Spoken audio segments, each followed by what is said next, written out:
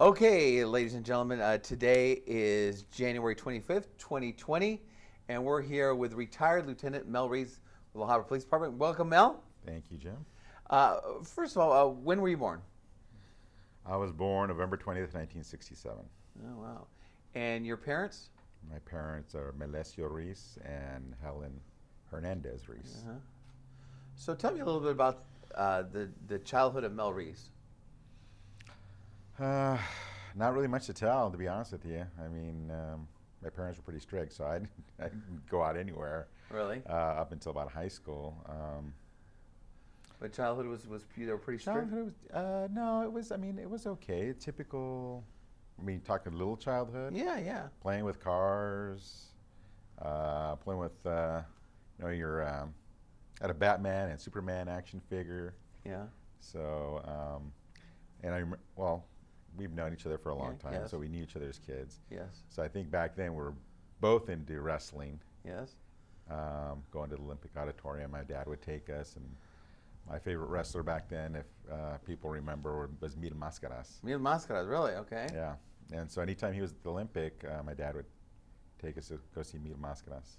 So what did your father do for a living? My dad, he was worked with fiberglass. He's a boat maker. He had his own business, huh? He started working at Howard's Custom Boats back in the 70s, and then he branched off and started his own business, and it was Mel's Custom Boats, and he owned Mel's Custom Boats up to recently, just to last year. So he was in business, I would say, about 45 years. Okay. He had his own business. So what are your early memories of his business and going over there? I hated it. Oh, really? Okay. Well, if anybody knows, when you work with fiberglass, especially back in the day, it's very, very dirty, chemically, a lot of chemicals. Fiberglass, if you touch the material, it's itchy. It's very itchy. Yeah, scratchy, scratchy. And as a kid, I remember my mom would take us every Saturday to go have lunch with my dad. Okay. So every Saturday is typical routine. You know, we'd go do a little shopping and with my mom, and then we'd always go pick up something to have lunch with my dad, and so we were there every Saturday. Okay. As a teenager, I worked with him one summer and realized I didn't want to do that for a living. Okay. It's just a lot of hard work. It was pretty, I mean, for me, it was kind of miserable. I mean, it was a lot of labor. Yeah. And you come home smelling like resin and itching like crazy. Mm. And then, of course, your mom worked many years for Don Steve's Chevrolet. Yes. Tell me about that. From what my mom tells me, she got hired right out of high school by Mr. Don Steves himself. Okay. I'm not sure exactly how she was recruited, but I guess she was recommended by the high school staff to Don Steves. And she started working right out of high school at Don Steves, and she ended up being there 40 years. So she was a bookkeeper, basically, tended to the DMV paperwork and stuff like that. But she was there 40 years, up until she passed. Yeah. So how was it? How was Don Steve's back in the day? I mean, you spent a lot of time there. You knew the Steves family. You hung out there at the dealership quite a bit. Tell me about that. A little bit, yeah. I remember Don Steves when it was at Walnut and Whittier. Oh, really? Where I think it's where Landmark Bank, or I forget what is it Great Western now? It's Wells Fargo now. Wells Fargo now. Yeah. At the northeast corner Yeah, there. right. So I remember vaguely it being there. And then I don't remember when it occurred, but when they moved over to that property at, it's 1001 East Whittier, where the homes are now. Yeah. And I just remember as a kid going over there, everybody knew me. You would say, hi Mel, and back then I remember my mom getting me, they had like model cars with the new models that were coming out. Okay. But they were small models. Okay. And my mom would bring me home, little model cars. I thought they were kind of cool. Yeah. So I had a small collection of model cars, model Chevy cars. And then just, it was really a family atmosphere over there. I have to say the Steves treated us great. I mean, my memories of the Steves, and even to this day, I mean, they still come and say hi to me. And but every time we went over there, they treated us great. They really took care of my mom when she was sick. Yeah. So I really appreciate that. I mean, they kept her on. I mean, till the end. The end. Kept her on her insurance plan, the insurance plan, I guess, right? Yes. Yeah. Yeah. So you went to all the local schools here, right? Well, Yes. let me go back first of all. And you have one sibling, right? Yes, my sister Mary, Okay. Maria. Maria. Maria, yeah, she's 4 years older than me. 4 years older than you. Yeah. So how was it you two all getting together and growing up under the household? My sister, I mean, we got along okay at times, and then just Yeah, typical siblings. typical siblings, right. We'd get in arguments and get in fights too. You know, she was one that leave the nest really early. I mean, by 18, she was out of there, and Yeah. she got married really young, and so, you know, I mean, I had my childhood years with her. Then by the time I started becoming a teenager, she was out of the house.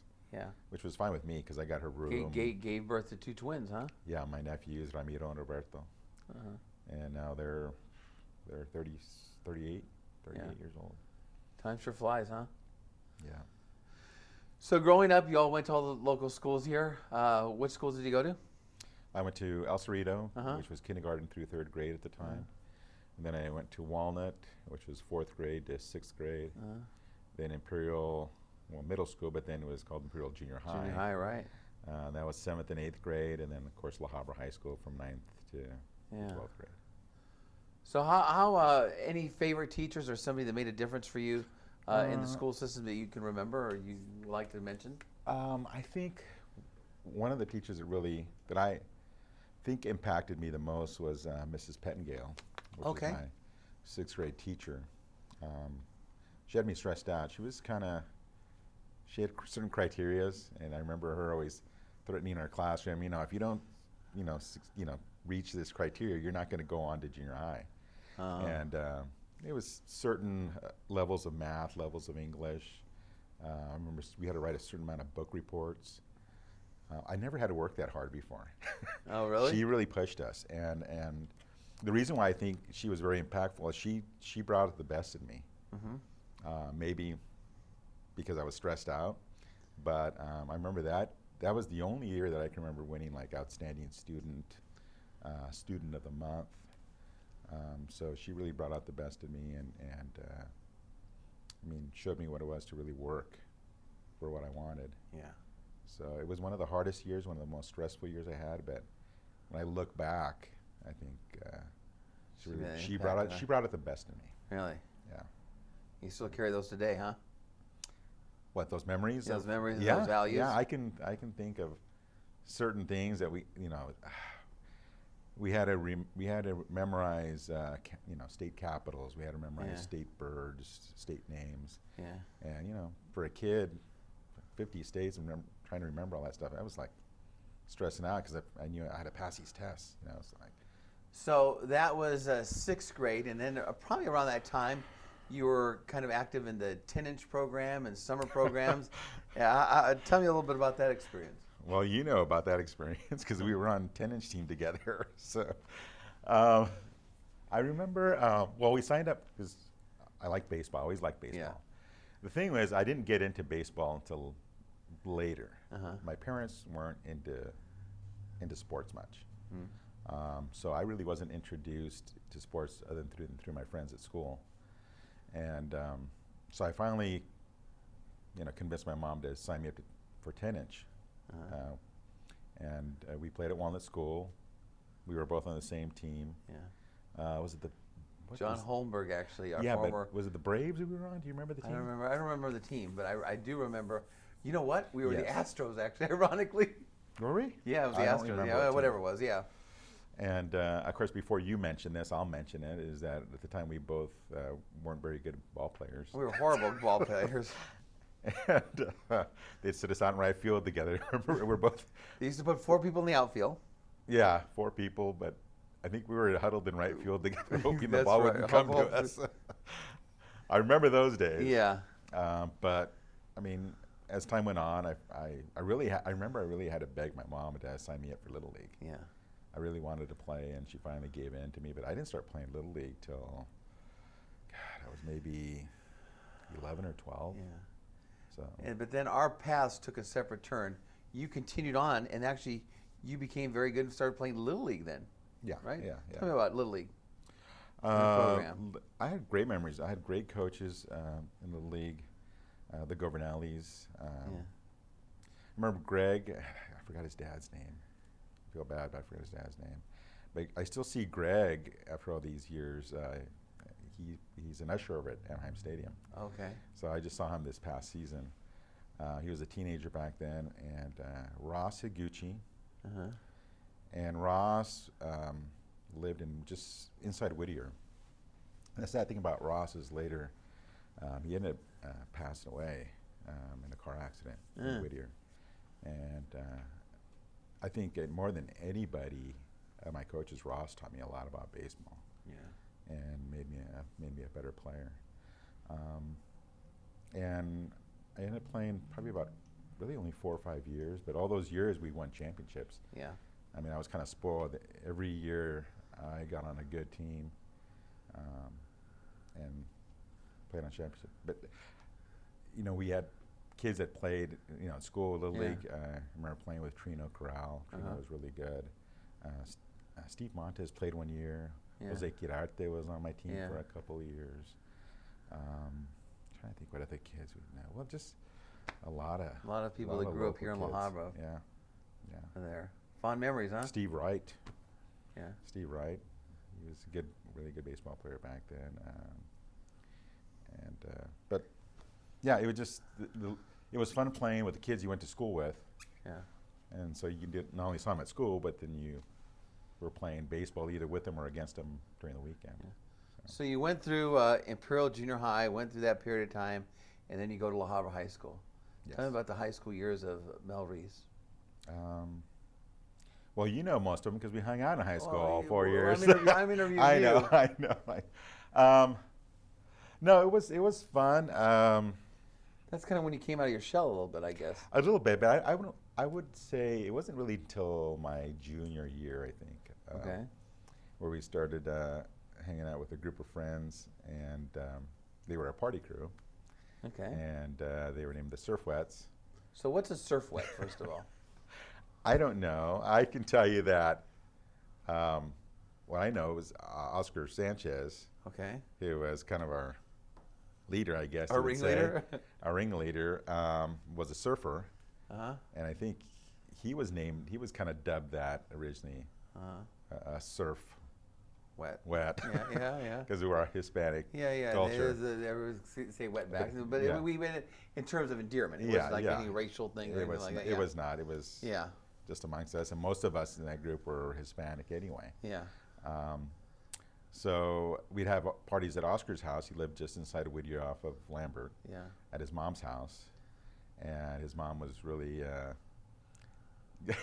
really good about letting us have parties. Okay. And so a group of us would get together, including yourself, and go to the parties at Oscar's house. Yeah. A lot of weekends, A lot of weekends. if not every week, almost every weekend, I Yeah. would say. And that started at about, I think, our junior year and into our senior year. So the parties kind of turned legendary, huh? I think so, because some people still talk about it. You know, they got huge because they were flyer parties. Yeah. And, you know, so they went out everywhere, not just our high school, but other high schools, and there were other groups that were invited. And I just remember a lot of people showing up, and especially some Halloween parties just got so huge. One in particular that I always talk about is I remember being inside the house, and I mean, there was wall-to-wall people. I remember myself and Frank Carranza, which you know, Yes. were pinned up against the wall basically because Yeah. there were so many people inside the house. Walk in there, yeah.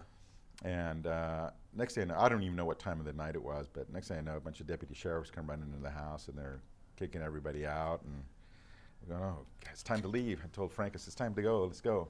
So we walk outside of the house, and the street, it was a private, you know, Yeah. street, Yeah. you know, small street, and just an ocean of people. It looked like it was a concert. Yeah. I mean, there was people all over the street. The helicopter was flying over, and I didn't realize how big it had gotten. I'm going, "Oh, it's really time to leave." And luckily, I was kind of parked away from Yeah. where all the crowd was, so we were able to get out of there. But it was like, I didn't realize how big it was. That's one of the biggest parties I think I've ever been to. Yeah. So what's your fondest memory of high school? I think it's that group in those parties. I mean, so much fun. Yeah. There's a good group of guys. We still stay in contact with some of them to this day. Manuel Vivanco, I'm really close to, even though he lives in Miami now. We still see Oscar from time to time. Alex, some of those guys. So I think that was really the funnest time I had in high school, was my junior and senior year, and just going to those parties and the friendships that we had and the good times that we had. It was kind of carefree. Yeah. It was carefree. Not a care in the world we had back then, right? No. And, you know, I honestly, I tell people, by the grace of God, I'm here, you know. We are here. So, but it was fun. It was a lot of fun. So growing up, you had a very, very dear friend, Paul Luna. Yes. Tell me about your friendship with Paul Luna and what Paul meant to you. And well, as you know, the Luna family is huge in La Habra. Yeah. You know, so many families go back generations and generations here. And the Luna family is one of them. Paul I met when I was 6. At the time, my mom needed a babysitter, I guess, after school when I was in elementary school. And because my mom worked at Don Steve's, so she needed somewhere for me to go from the time we got out of school until she could pick me up after work. And she was my aunt was good friends with Paul's grandma, Carmen. And so my aunt recommended Carmen to my mom, and I ended up going to Carmen's house. She lived on Virginia, which is one street back. I grew up on Idaho Street, and the street that backs up to it is Virginia. She lived on Virginia, and I still remember the first time I ever met Paul. He was 2 years younger than me, so he was 4. And his grandma let me into his room. He had his own room at his grandma's house, and he had all his toys there and stuff like that. And I started playing with his toys. I guess he was napping or something. And he comes walking in, and he's kind of looking at me like, "Who are you playing with my toys?" I just really remember that. And then, you know, next thing you know, we were playing with his toys together, and basically we grew up together. I mean, we were friends from that point on. And Paul's probably the closest thing I ever had to brother, because at such a young age that we met each other. You know, 6 and 4. I didn't have a brother, so I always called Paul my brother. And man, we grew up together all through those years in school, through high school. He would go to those surf at parties with us as well. However, in high school, we didn't go to school together. I went to we went to public school. He went Paul to went to Our Lady. No, he went to Our Lady of Guadalupe. Okay. So he went to Catholic school, and then he ended up going to Sonora. Yeah. Because his parents actually lived just inside of Brea, so he ended up going to Sonora High School. But even then, not going to school with Paul, we were always getting together after school, always, constantly.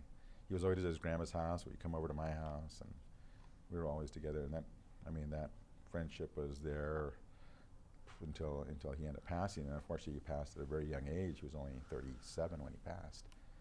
So, but I mean, me and Paul were really close. Pancreatic cancer, was it? Yeah, it was pancreatic cancer that he ended up dying of. And it was kind of sudden, came on pretty suddenly, and it was, I think it was March or May, I want to say it was March of '07, he was diagnosed, and by November of that year, he was gone. So when did you decide that you were going to make your way to have a career in law enforcement? I guess, you know, my earliest memories of law enforcement was through my cousin Javier Godinez, who's also 4 years older than me. He grew up in La Habra as well. He went to Sonora High School, and he ended up getting recruited to the La Habra Police Explorers. And so I think I was about maybe 12 years old when he was an explorer. He was going on ride-alongs, and then we were pretty close, and he was telling me about his ride-alongs with the police department and riding Code 3 in the police car, which was lights and sirens to accident scenes or whatever. I thought, man, that sounds pretty cool. So then he'd come home, and he'd wear his uniform. I thought it looked nice, and later on he became a police cadet and continued with the ride-alongs. And by the time I couldn't become an explorer until I was 14. Mm-hmm. So I had to kind of wait. But by my 14th birthday, I was in there. I applied. I remember waiting in the lobby for somebody to come get me for my first police explorer meeting. And ironically, it was Jeff Swaim, who we both know, ended up retiring a captain here. But Jeff Swaim was an explorer at the time, and Jeff was the one that opened that lobby door to let me into my first explorer meeting. Yeah. And you didn't know him back then? I didn't know him back then. No. Okay. He grew up on the east side of town. He went to Sonora High School. So I really didn't know Jeff, and obviously we're still very good friends. Yeah. So you entered the Explorers program, and how'd that go? It was good. I was an explorer for probably a good 3 years, I think. And explorers at the time, you know, we worked the Corn Festival parades, blocking off streets, go on ride-alongs. They had us doing bike licensing at the counter. They back then we were kind of the animal control canvassers that go around and knock on people's doors and see if they have their dog licenses and stuff like that. That's what they had us doing back then, and we do that on the weekends. So I mean, they found stuff for us to do. So I kind of went through the ranks of the explorers too. I was an explorer sergeant, and then you had to be 18 to become a cadet. I mean, I was kind of hooked by then, going on ride-alongs and see what the officers did, and I thought, man, this is an exciting career. So just before my 18th birthday, when we graduated high school, that summer I'd applied for cadet. And what's a cadet? What does a cadet do? Well, a cadet. Is that a hired position? Yes, a part-time position. Okay. PD. They were the same as police service aides are now. Okay. Except now they're changing back to police cadets. Yeah. But police cadets work at the front counter in the records department. So when you come into the lobby, one of the first people you see are the police cadets. Part-time position. They're helping people at the counter. They're answering phones. At that time, they don't do this anymore, but at that time we were allowed to take certain police reports, misdemeanor reports, and they had us working in the jail as well. We were the jailers back then. Yeah. You had to be 18 to work in the jail. Yeah. I got hired at 17. Okay. I remember this, and so I got hired in July of that year of what was it, 85, as a cadet. I didn't turn 18 until November. Okay. So because of insurance, I couldn't go back into the jail, and so I had to work during the day and work at the front lobby. And then as soon as I turned 18 in November, boom, they had me working weekend graveyards to work in the jail because they wanted me on the weekends because I was bilingual. So I spoke Spanish, and they needed a bilingual person to work nights. Yeah. So, but that was a great experience too, you know, working in the jail. Here I'm an 18-year-old, and I'm basically the jailer at La Habra PD, along with the other cadets. But it was. So when do you decide you want to become a police officer? I think back when I was an explorer, I knew I wanted to okay. become a police officer. And then when did you start going through the process of becoming a police officer? That was as soon as I could. In '87, I applied for a police officer. A little story about that too. I was only 19 years old at the time. I was going to apply for a reserve police officer, and I was typing up my application in the records department, and Lieutenant Howard Berry was watch commander that night. And I remember this like it was yesterday. So he comes in, he goes, "Hey Mel," he goes, "What are you doing?" And I said, "Well, sir, I'm applying for reserve police officer." He says, "Well, you want to become a police officer, don't you?" I'm like, "Yes, sir." He goes, "Well, you know, we're hiring for police officer, for regular police officer." I said, "Yes, sir, but I'm only 19 years old." And he says, "Well," he says, "you can try, you can apply. You never know what happens." I'm like, "Okay." So I applied for both positions. That year in January, I went through the Fullerton College Reserve Academy. They had reserve academies back then. They don't have them anymore. A reserve academy is a reserve officer. For people who don't know what reserve officers are basically part-time police officers. You still have to go through an academy. You have the same training. You carry a badge, carry a gun, but you're basically a part-time cop. Mm-hmm. And that was created for people who had other careers who still wanted to help out at the police department. And at the time, that was used as a stepping stone to becoming a regular police officer. So I went through a reserve academy to become a reserve officer. And during my academy, as when I was going through the testing process at La Habra for regular, by the end of the academy, they had hired me as a regular police officer. So I had to go through a basic academy. So I went right in from a reserve academy to a basic academy. So basically the whole year of 1987, I was in a police academy. Okay. I graduated in November. I was already hired on, and I began as just before my 20th, a week before my 20th birthday, I was out on the street. So tell me about that moment when they're pinning the badge on you. Who was there? What happened? And when you officially became a police officer. Yeah, it was Chief Meehan. We were at the academy during graduation is when I got sworn in by Chief Meehan and Captain John Ruiz. And my parents were there, my grandma, some of my cousins were there, my sister, who else was there? My nephews were there, they were small. I don't know, I wasn't like really emotional back then. I was just really happy. I had a big grin on my face, and I remember my parents were really proud, and my mom was on the verge of tears and stuff. I don't know if they were too happy about me becoming a police officer, but they were proud of me. And I just remember being really happy. I got sworn in. Jeff Swain was in my academy. He got sworn in as a reserve officer, and a few months later became a regular police officer. It was great. It was the academy was tough. At times I wasn't sure if I was going to make it.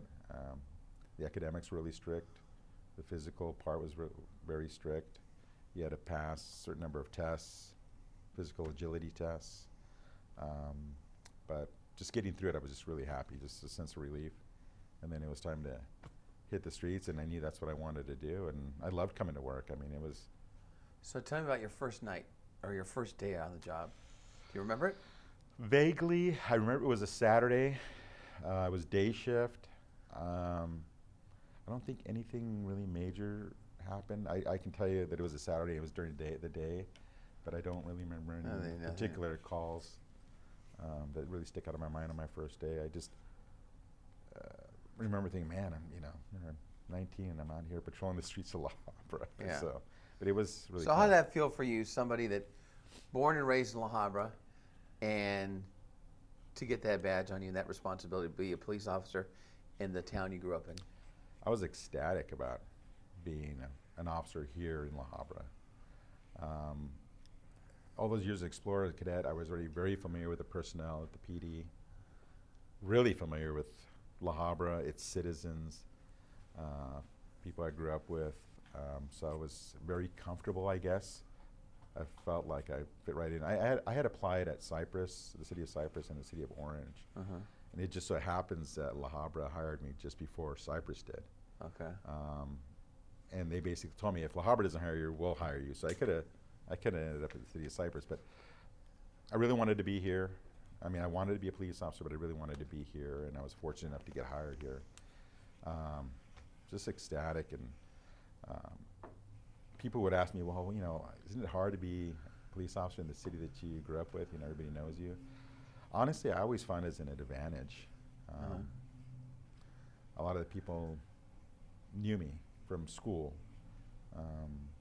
And some of the people that we went to high school ended up being gang members, not being the greatest of citizens, and not the pillars of our community, huh? No, but I'd run into them and doing my job, and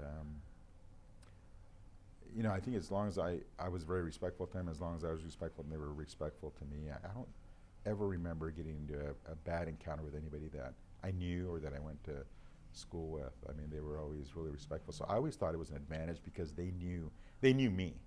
Yeah. They knew how I was. How did your life change once you became a police officer? More money. More money than I was ever used to because I was basically still a teenager. But just more responsibility, I guess. You're talking about life and death out there, and I remember, maybe because I was so young, I just remember being really happy and excited to be a police officer here. I knew the dangers of being a police officer, but it's something that's just in the back of your mind. You don't think about that when you're out down the street. You know it can happen, but you don't think it's. I don't want to say you don't think it's going to happen, but you don't think about it. You just go out there and do your job. What keeps you going when you're out in the streets? Is it the adrenaline? What really? I think it's a lot of things. The adrenaline is part of it. The sense that you're doing something good. Yeah. That you're helping people. I remember getting certain calls that you felt like you had to get there to restore order. Or, you wanted to be there. I don't know if that makes sense, but certain calls would come out and you wanted to be there, and but it was great. I mean, there was mainly the sense of helping people, doing good, and the adrenaline. I mean, it was kind of some calls were an adrenaline rush. So you moved through the ranks. You became a corporal and a sergeant, and then moved all the way up to the ranks of lieutenant. Yes. Let's just talk about some of the memorable moments you made. At what point would you say you became the most fearful, or the most that concerned you more for your life, or a situation that concerned you, that maybe a call or something? I remember one particular call when I was fairly new. It was a shots fired call. It was over at the mobile home park at 1001 West Lambert. Uh-huh. And it was somebody shooting around the mobile home parks, and I think I was the second unit there. And I'm driving up, and it was at night, and I'm blacked out. Blacked out meaning my lights were turned off in the car, and I'm kind of creeping up. And that mobile home park, you really, you don't really learn that well, because there's units, how it's huge. It's a huge mobile home park. So you really have to look at the signs to see where the different numbered units are at. And so I got on that particular street that I knew I was on the right track, but I wasn't quite sure exactly where that numbered mobile home was. And so I'm kind of creeping up slowly. As I'm driving up slowly, you hear gunshots. And they were loud. From what I recall, we ended up recovering a 44 Magnum. It was a big gun. I'm like, oh man. And that was like when I was fairly new. Yeah. So I remember stopping my car, and I kind of crawled out of my car, and I went to the back of my car, because I could tell they were coming from a certain direction, but I didn't light anything up. I didn't want to illuminate myself. Yeah. And there was another unit in front of me. I think it was, I want to say it was Steve McKean who was in front of me. And so you hear the shots, and then I remember thinking in the back of my head, man, this is the call that they were telling us about in the academy. This is it. Yeah. And so I was, pretty nerve-wracking. Again, I was young. I was 19 or 20 years old at the time. And so we kind of got a general idea where the shots were coming from. We kind of worked our way up there. And we hear footsteps. This particular, well, they all did, I think. They had like little porches on the mobile homes. So they were wood, and you could hear the steps of the wood. It was dark. Really couldn't see the guy. You could tell the footsteps he's coming towards us. So I draw down my handgun. I think Steve had a shotgun. And we're ordering this guy to raise his hands, and he's not. By the time one of us had a flashlight, we illuminated him with a flashlight, and he's just walking. Now we know he had a gun. He didn't have it in his hand. Yeah. He's walking towards it. He's not doing what he's telling us to do. So he's coming closer and closer. I'm thinking, God, we have to shoot this guy or what? Finally, thank God, he finally stops, puts his hands up. He lays down. We order him to lay down. He does. He lays down. Well, he has a gun stuck in his back. Oh, geez. Back waistband. So we get him, take the gun out, handcuff him.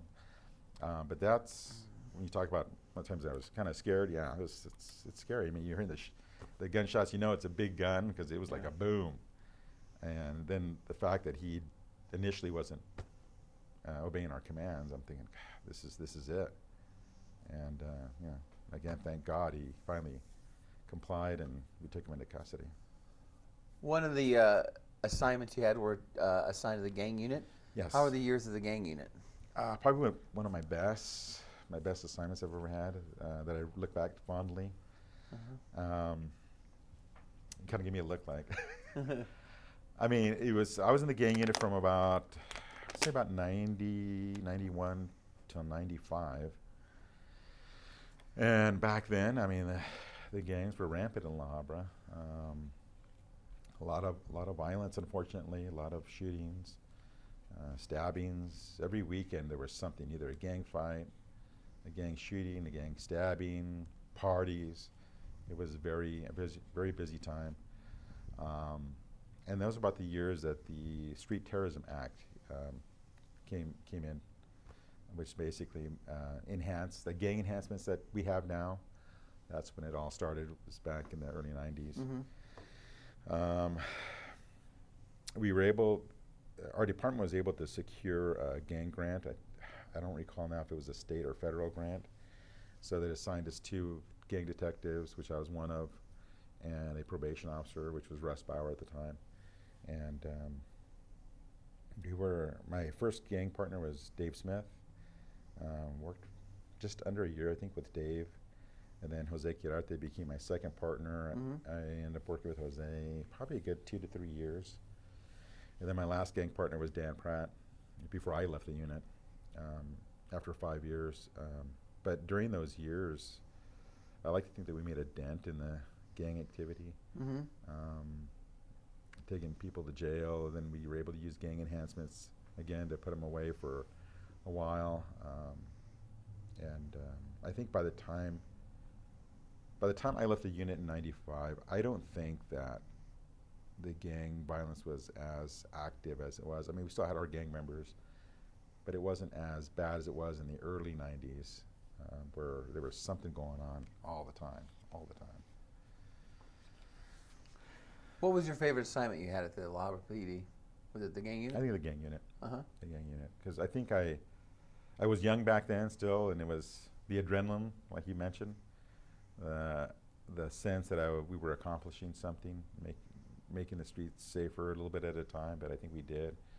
And I think I look back at the 4 to 5 years I spent back there, I think we made an impact. So as you move on through the ranks, and there were some programs that you implemented. Do you want to share some of those programs that you help implement? Sure. One of them was Coffee with a Cop. Coffee with a Cop, huh? Coffee with a Cop, yeah. And that was something that I was a sergeant at the time, and Chief Price was our chief at the time, and he wanted some community programs. And I happened to read it in the paper. I believe it was Hawthorne who started the first Coffee with a Cop, and I read about it, and it's basically getting together at a coffee shop, inviting community members, and just having a conversation. No agendas. Just come in and meet your local police officers. Talk about any issues you have within your neighborhood, within your community. I thought, man, sounds like, to me, it sounded like a great program. And so I mentioned it to the chief, and he gave me the green light. He says, yeah, go ahead. So our first Coffee with a Cop was as Adelitas. Casa Adelita, huh? Not your typical coffee shop, but I knew people got together for breakfast there. We really wanted to make it open to everybody. So you have a big Hispanic population here in La Habra. I thought, what better to do at a Mexican restaurant and talk to Alberto, who's the owner over there. And Alberto was great. He's like, oh yeah, let's do it. And provided free coffee for people who attended there. And from there on, we were doing it. The first year we did it every month, different locations, different coffee shops, Starbucks, Corner Bakery, your local mom and pop coffee shops. We did at some of those. And then we had to scale back a little bit, so we started doing it every other month, and it's still going on, even after I've left the department. It's still something that I think people look forward to going to, and it's been really successful, I think, in bringing us closer to the community. The other program was the Cool Cops. I wanted to do something with the kids. So I think, well, gosh, you know, I was kind of brainstorming. This was, I think, my own idea. I didn't see it anywhere out of the department, but I said, what can we do for the kids?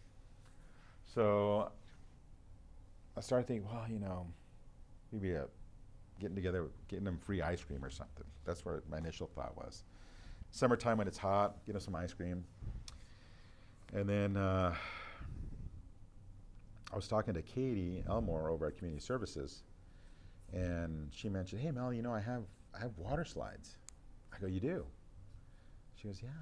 And she goes, why don't we, you know, put some water slides up, and we get the water slides and ice cream. We'll hold it at a park.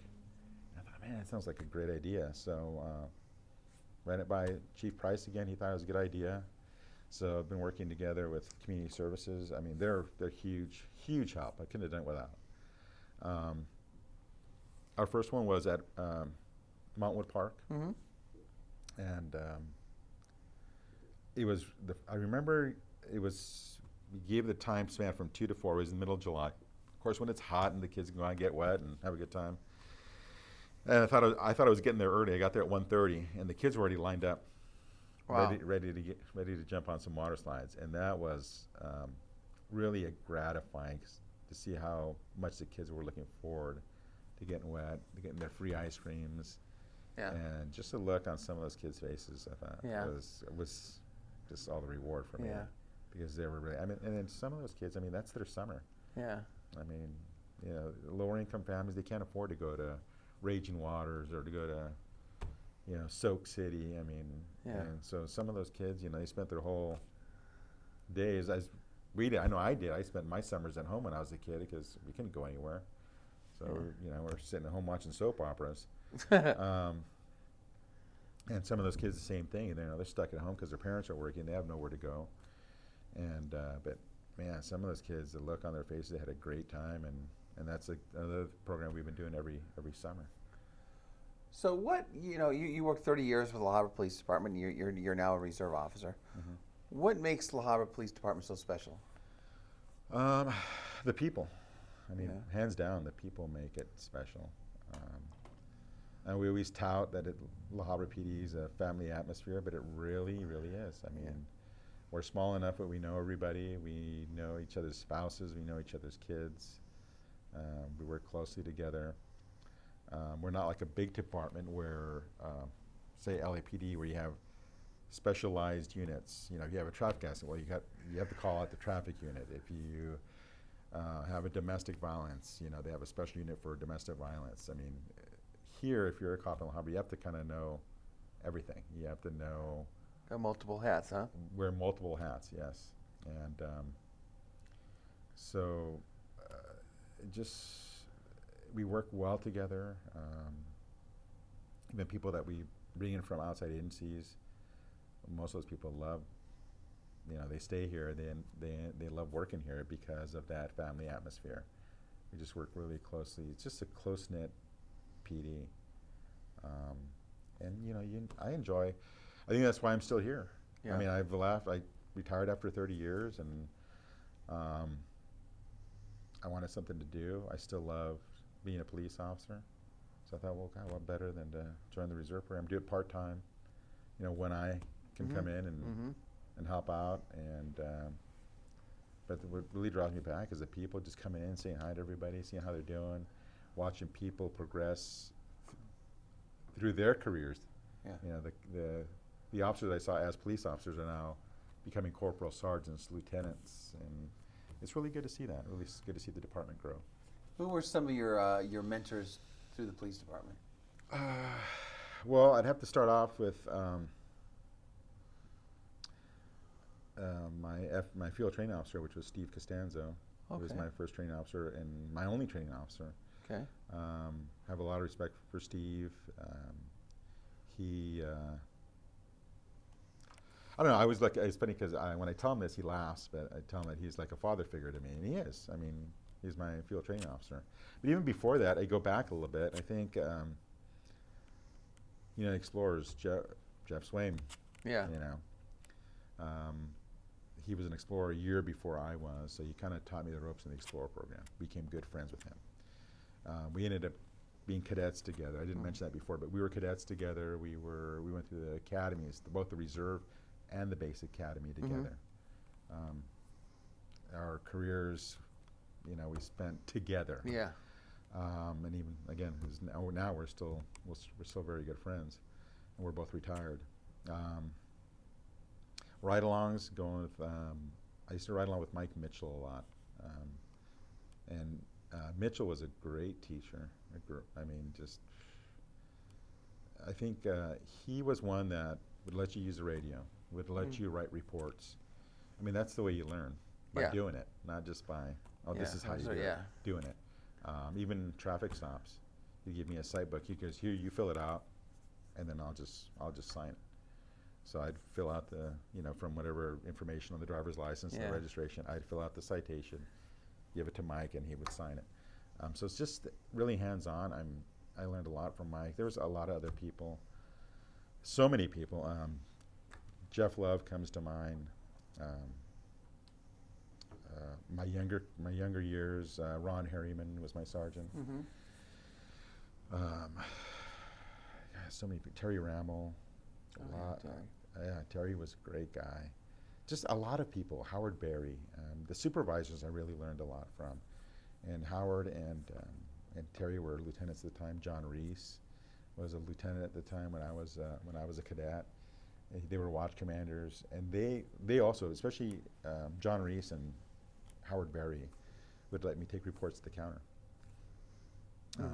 They knew I guess they knew I felt like I was a good report writer. I guess they did. And they were like, even some of the reports that maybe normal cadets wouldn't be allowed to take, they would let me take it. So, I mean, it's just, and that just helps out so much, because I learned so much in those years as exploring the cadet because of those people, that when I became a police officer, it was like, not that I knew everything, but I had a leg up on some other people because I knew so much already. So looking back, what do you think the legacy and impact you had in the department? How do you think the Mel Ruiz story writes out? I think, you know, as I look back now, I mean, as you know, a lot of people in the community know me. Growing up here, being a police officer here, my involvement in the community programs. Before I left, I joined the La Habra Host Lions Club. I'm on the board of directors with the Chamber of Commerce, and just those contacts, meeting those people in those organizations, meeting other people through those organizations, the impact that I feel I had in the gang unit, especially during those times in the early 90s when it was rocking and rolling out here. It was very busy. So I thought we made an impact in the community, reference to gangs. The impact that I hopefully made on some of the new officers' lives. Some of them will tell you that I was pretty, as a watch commander, I was kind of strict about the report writing. I've some officers tell me now that they didn't want to turn the reports into me because they knew they'd get it handed back to them. And I tell all of them, look, it's not because I was trying to be hard on you, but you know, you need to turn in a good quality report. And what your reports are read by everybody, by investigators, by DAs, by judges, by defense attorneys. You want a good written product. You don't want to go up there looking like a fool. Yeah. And through my experience, I knew what was needed in a crime report. And so, yeah, I was one of those guys that, here, you need to fix this, you need to rewrite this, you need to explain why you did this. And I hate to say it, but that's probably going to be one of my legacies too, is that I was kind of hard on the officers as far as the report writing. But I've had officers also come back and tell me, you know, you made me a better report writer, or I do better work. So that's a nice feeling. Looking back, would you do anything different? I can't say I would. I mean, there were some assignments that I wanted that I didn't get. As a young officer, I put in for a canine position. I never got it. But, you know, as the saying goes, things happen for a reason, I guess. You know, if I would have gotten a canine, I might not have ever gotten into the gang unit. So those disappointments ended up being kind of a blessing in the future. So I can't say that that I would. Maybe more community programs. You know, I learned later in my career how important it is for the department to be involved in the community. But I'm really happy. I mean, that's another legacy that I leave behind, the cool cops, the coffee with a cop. I'm proud to say that I started those programs. What has the La Habra Police Department meant to you over these years? Family. Yeah. I've been walking in and out of that building since I was 14 years old. Yeah. It's home. It's home. And as you saw in my final call, I broke down. I mean, it's like leaving home. I mean, it was hard, and I still find myself back there, so I don't even know why I cried, but I'm still back there. I don't know how much longer I'm going to do the reserve program, but you know, as long as I can, I'll be there. As long as the chief will have me there, I'll be there. I know someday I'm going to have to step away, and that's going to be hard. I'll probably cry when I'm walking out of the door again. Yeah. But it's my second home. It's like being at home. What does La Habra mean to you? It's home. Yeah. It's home. I don't live in La Habra anymore, but grew up here, worked here. I'm still here. I'm probably here more than I am at home. My dad still lives in La Habra, so I have quite a bit of family in La Habra. One thing we didn't discuss is, no, my family goes back. I'm fourth generation in La Habra. My great grandfather was Isidoro Martinez. He was a laborer in the camp, back in the red camp that it was called, and A, B, and C Street. At least that's what my parents tell me. His daughter was Manuela Martinez, who later became Manuela Hernandez. And then my mom also grew up in the red camp. Helen Hernandez, later became Helen Ruiz. And here I am, fourth generation, and I still always tell people, hey, I have cousins here. I don't even know they're my cousins. Yeah. Because people don't leave La Habra. I mean, it's generation after generations of families that stay here. So it's home. I mean, I'm always here. I'm here more in La Habra than I am at home. What do you think your mom would have thought of all the success you've had all these years? She would have been proud. I think if my mom was here when I retired, she would have broke down and cried. She would have cried. One, I think that being proud of me, and, that I made it, you know, that I came out okay. So. What do you tell people about La Habra if they ask you about La Habra? There's no place like La Habra. It's kind of like no place like home. And you know that, Jim. I mean, you have a great love for La Habra. We grew up here. I feel the same way about La Habra. You just know, I mean, it's not, I mentioned about the people at the PD. It's not just the people, it's the people throughout the city. We just had a city banquet last night. Yeah, it's so great talking to council members, people that work at different departments of the city. Hey, Mel, how's it going? And even though I'm retired, I'm still, you know, they're happy to see me. I'm happy to see them. It's not just it's the whole city is like a big family. And I'm really, like I said, I'm retired. I still go to the city banquet. I mean, I still love seeing the people. Yeah.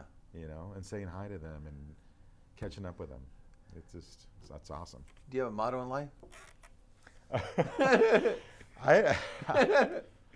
No, I don't know if I have a motto in life. I've never thought about that. No, I mean, as you know, life has its challenges, and I'm not going to say that. I know what you're thinking. I'm not. No, I just wondered if you had a motto. No, I just life has its challenges, and I mean, you know, you have your disappointments and you have your successes, and that's what life is all about, really, is your successes and your failures. And let me talk about this. So you are married, and where did you meet Diane? Diane was a dispatcher. Okay. So I met her at the PD, obviously. Okay. And you know, there's a lot of, especially at businesses. PD is just like a business. You meet people there, you get to know people there. Yeah. And so I met Diane, and we started off as friends, and kind of flourished from there. We started dating, and here we are 22 years later. We've been married, and So where did you go out on your first date? our first date, we went to Peppers. Peppers? Peppers in Off the 60 freeway, yeah, Peppers? That Peppers? Okay. Crossroads into 60. Okay. Yeah, I was patrolling, and she's working dispatch, and she says, call the station before cell phones. So when they'd tell us to call the station, we'd go to the pay phones and dial 911 and get our dispatch. We were friends at the time. She goes, hey, Mel, there's a group of us, a group of people from the PD going to Peppers. It was a Friday or Saturday night. I don't remember what it was. And she goes, do you want to go? And I'm like, well, I got to work, but I'll see if I can get the night off. So I went in and talked to the watch commander, asked for the night off. I got the night off. Dressed up, nice, rico suave. And went out, and it was a group of people, but I spent most of my, and I liked it. I mean, Diane was great gal, very attractive. I guess she was attracted to me. I wasn't sure, but I spent most of that evening dancing with her. It was a nightclub. We were dancing together. Ended up leaving. I think we went to have breakfast back when Spires was open 24 hours, and we had breakfast. And then she lived at Norwalk at the time, and I don't remember now. I think I followed her home. So at the end of that night, I mean, I just gave her a hug. Way too soon. I wasn't sure how she felt about me, or I guess there was a mutual attraction, but I kind of didn't want to go too. I didn't want to go too advanced, So we gave her a hug, and then that was it. Okay. And then by our second date, we kissed, and then we started dating. Then you were all in. I guess I didn't know where it was going to lead to at the time. So you dated how long, and then you got married? We dated for a while. We dated for about 7 years before. Really? 6 years before I proposed, and then another year. Do you remember where you proposed at? Yeah, in Vegas. In Vegas, okay. In Vegas, yeah. Yeah. You went on to have 2 children? 2 children, yes. Yeah. Well, Diane had It became a blended family. Yeah. But then later on you had? Two stepchildren, Mario and Patrice. And then we had twins of our own, Alejandro and Alyssa. And unfortunately, Alyssa had some complications at birth. She only lived a month, and she passed away. So I have Alejandro, who's going to be 20 this year. And he's doing well. Yeah. He's doing well. He's a really good student, and going to school. So what advice would you give your son Alejandro if you were to see this now? Well, he's already through high school, so he didn't have the high school party years that we had. None that you know of yet. Our parents didn't know about it. I don't think so. I don't know. I just want him to follow a career that he loves. I mean, I love being a police officer. I love being part of a community. I don't think that he's going to follow the same path as me. He loves cinematography, cameras. Okay, well, there you go. He loves cameras. So that's kind of the career I love path. cameras too. I know, you still do. But that's kind of his love right now. So that's what he's studying, is cinematography. Yeah. So, and I hope if that's what he wants to do, God, I just, I'll help him whatever way I can. I want him to do something that he loves to do. One thing, you're a big Angel fan. Why is that? Because they're in Orange County, I guess. Yeah, is that why? Yeah, Season ticket holder, you go to most every game. What's the deal? Why? Love baseball. Yeah. I'm a big baseball fan. Yeah. I mean, first of all, I love the Angels because they're the home team. They're closer, and why not the Dodgers? We go back and forth about the Dodgers. Yeah. Angels.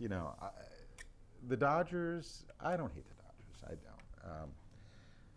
don't. The Dodgers. I grew up liking the old '70s Dodgers, the old Tommy Lasorda. I saw Tommy the other day on your the opening of the yogurt shop. He looks good. Yeah. But the old Davey Loeb, Scarvey, Say Russell, those guys, Dusty Baker. Yeah. Love watching them. I guess I became more of an Angels fan because they're just closer. You know, they're closer. I love going to ball games, but I'll go to any game. I'll go to a Dodger game. Yeah, yeah. Just the love of baseball, huh? I love the game of baseball, and Angels have the home You team. have a Elvis Presley shirt, and one thing is you're an Elvis fan, and you're known as Melvis. Can you tell us why they call you Melvis? Because I love singing Elvis songs. Yeah. And it's funny because I don't even remember who gave me that name, Melvis, but it's kind of stuck, and a lot of people call me Elvis, or Melvis, I mean. I just love singing his songs. I guess I have a decent voice. I'm not never going to say. What's your favorite Elvis song? Can't Help Falling in Love. Give me a little. Oh, snippet. no, Just no, give me a no, little no, snippet no, of it. A little no, snippet. no. Come on. It's not going to Just sound a little. good. It's okay. Just a little snippet. Just come on. Terrible. Come on. It's okay. Okay. Wise men say only fools rush in, but I can't help falling in love with you. Mel. Yes. Hey, now I got the chills. Now I don't even know what I'm going to ask you. Okay. But no. Just don't throw your panties at me. All right. How would you like to be remembered? As a good guy. I don't know. I mean, I'm not one to sit here. I'm very proud of what I've done. You know what I like to be remembered? Of course, I want people to remember me. I want to, you know, that Mel was a good guy. He did a lot of great things in the community. He was a great person, and that I did things with family, with friends, in my career out of love, basically. The love of my friends, the love of my family, the love of this community, the love of my work. Fill in the blank. Mel Ruiz is? That's a tough one.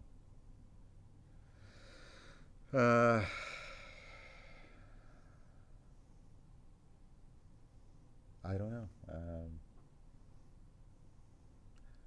Mel Ruiz is... I don't know. You really put me on the spot on this one.